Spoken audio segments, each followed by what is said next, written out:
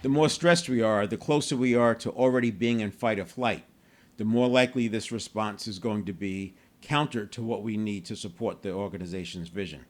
I talked about putting in a positivity exercise step to create a heuristic that happens in between the stimulus or input and the reaction so that we can now get a response that's more aligned with the vision. You still want to do that positivity exercise, you'll be doing both of these. This process is going to help you by reducing the frequency in a different way. It sort of bypasses that stress response because you're getting involved along the way. There are also other actions that I'll introduce in future segments. You can reduce the reaction equals response problem with mindfulness. We can do it with implementation intentions and also emotional modulation and more. These are tools in your leadership toolbox. It can also be developmental opportunities for your leadership team. These are just two of many shifts in the way we communicate to stack the deck by having a culture and environment that's aligned with the vision. Continuing on with this line of thinking, you have your own problem solving capability. If you're not the owner, you can have this conversation with your boss. Start working through this framework where you know the 80% of your own problem solving capability, that point where you're feeling some concern that you're maybe getting out of your area of expertise or your comfort zone. That feeling that you're taking on more than a reasonable amount of risk. Get the boss involved, let them know that what you're doing, and you're not asking them to do it for you. You're just saying, hey, I want to give you a heads up.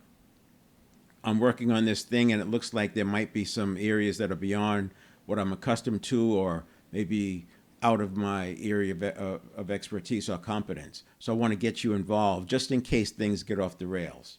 Now that's an easy conversation to have and one that can lead to some perhaps some great collaboration.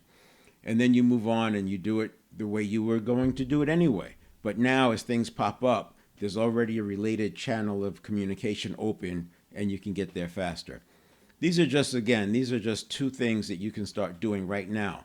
The positivity exercise, do it for 6 weeks. You'll start seeing benefits in about 2 weeks, maybe sooner. But keep doing it. And remember, you're doing a drill, you're retraining the subconscious. And then, of course, the awareness of awareness piece. You can't just leave it at awareness, noticing it. You have to obviously do the step 2 and take the right action. And that right action is changing your internal response to the situation from one of stress to, oh, it's going to be okay.